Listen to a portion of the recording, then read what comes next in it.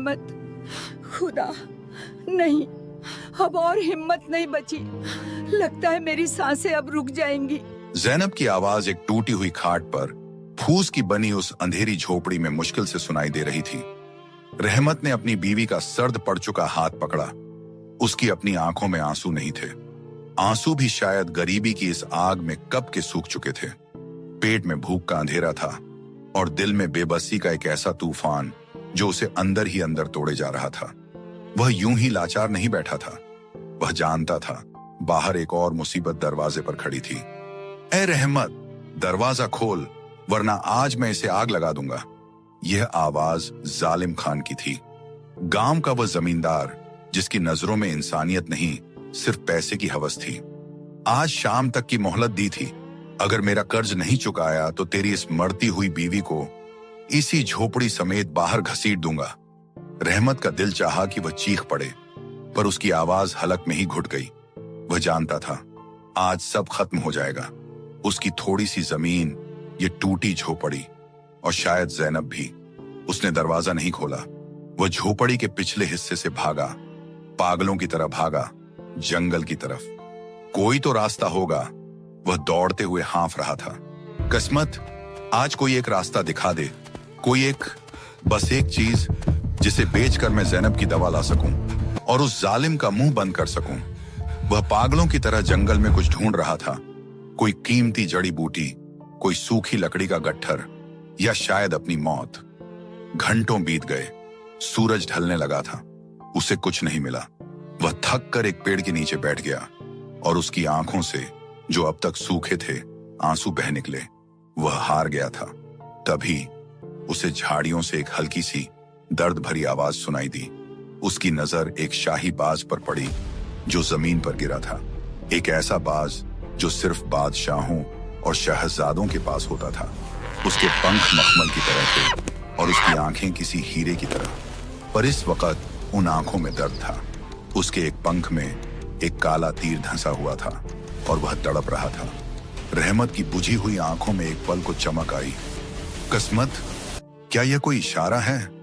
उसने सोचा, यह बाज इतना कीमती है, अगर इसे बाजार में बेच दूं तो जैनब का इलाज भी हो जाएगा और कर्ज भी चुक जाएगा।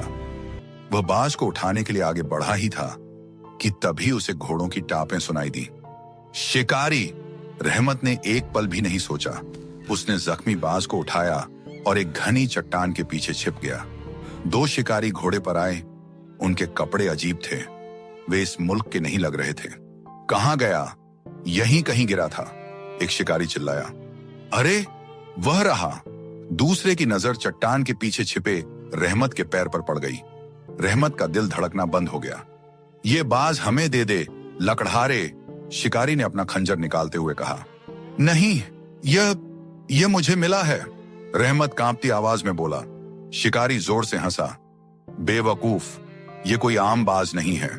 यह हमारे दुश्मन बादशाह सुल्तान सुलेमान का पालतू बाज है। हमारे बादशाह ने हुक्म दिया है, इसे जिंदा या मुर्दा पकड़ने वाले को 100 सोने की अशरफियां इनाम मिलेंगी। इसे मार दे और इनाम ले ले। रहमत सन्न रह गया।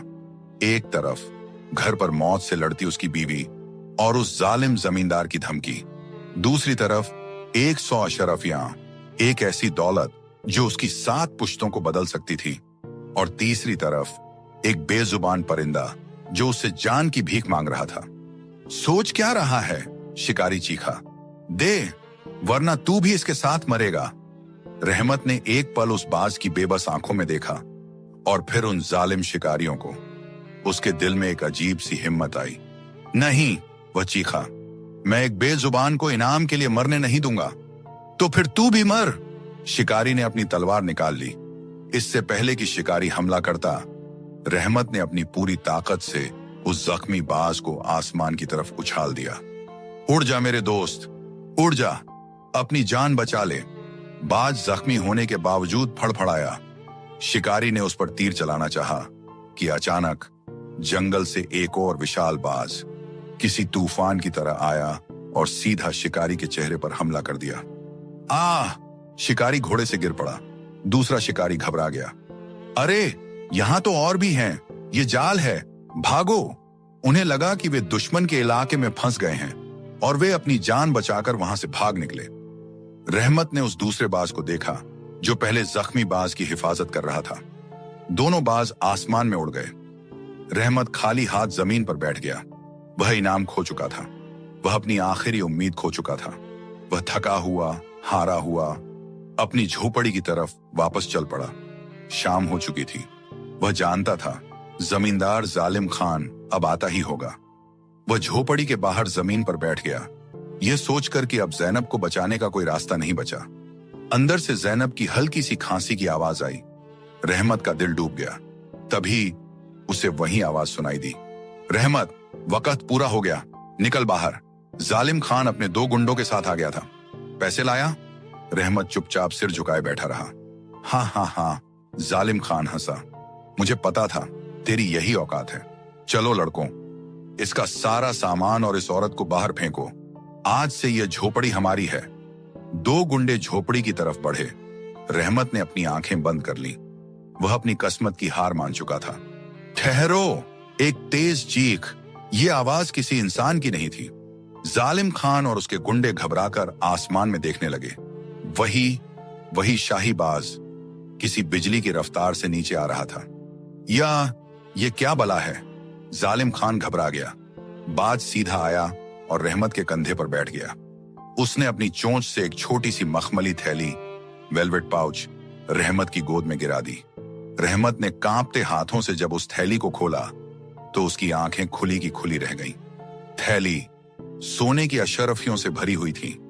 जालिम खान की आंखें लालच से चमक उठी। या ये तेरे पास कहां से आया? चोर, ये तूने चुराया है, दे मुझे। जालिम खान ने थैली छीनने के लिए हाथ बढ़ाया। खबरदार! इस बार यह इंसानी आवाज थी। वह दूसरा बाज जो उस दिन आया था वह भी आ गया और उसके साथ घोड़े पर सवार 4 शाही सिपाही आ गए। एक सिपाही जिसकी वर्दी सबसे अलग थी घोड़े से उतरा। यह लकड़हारा चोर नहीं है, यह हीरो है। सिपाही ने बताया कि वह बादशाह सुलेमान का खास अफसर है और दूसरा बाज उसी का था। हम बादशाह सलामत के बाज को ढूंढ रहे थे। उन दुश्मन शिकारियों ने उसे जहरीले तीर से मारना चाहा था। हम तो उम्मीद खो चुके थे। लेकिन इस आदमी ने, अफसर ने रहमत की तरफ देखा, इस आदमी ने 100 अशरफियों के लालच को ठोकर मारकर हमारे बादशाह की शान, इस बाज की जान बचाई। जालिम खान का चेहरा डर से सफेद पड़ गया। अफसर ने रहमत को एक और थैली दी। बादशाह सुलेमान ने तुम्हारी ईमानदारी के लिए यह इनाम भेजा है और तुम्हारी पत्नी के इलाज के लिए शाही हकीम को भी भेजा है। रहमत, जो कभी 2 रोटियों के लिए मोहताज था, आज उसकी ईमानदारी ने उसकी पूरी दुनिया बदल दी थी। जालिम खान को सिपाहियों ने सूदखोरी और जुल्म करने के जुर्म में पकड़ लिया और जैनब शाही हकीम के इलाज से कुछ ही दिनों में ठीक हो गई।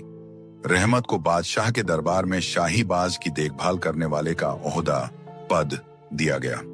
तो दोस्तों, रहमत ने तो सिर्फ एक बेजुबान की जान बचाई थी, ये सोचकर कि वह सही काम कर रहा है। उसे नहीं पता था कि वह जिसे बचा रहा है वह खुद बादशाह का सबसे खास है। यह कहानी हमें सिखाती है कि ईमानदारी और नेकी शायद शुरू में आपको मुश्किल में डालें, लेकिन अंत में वे आपको इतना कुछ लौटा देते हैं जितना आपने कभी सोचा भी नहीं होता। अच्छा काम हमेशा घूमकर आपके पास वापस आता है। आपको यह कहानी कैसी लगी? हमें कमेंट करके जरूर बताएं। अगर इस कहानी ने आपके दिल को छुआ हो तो इस वीडियो को लाइक करें और अपने दोस्तों के साथ शेयर करना ना भूलें।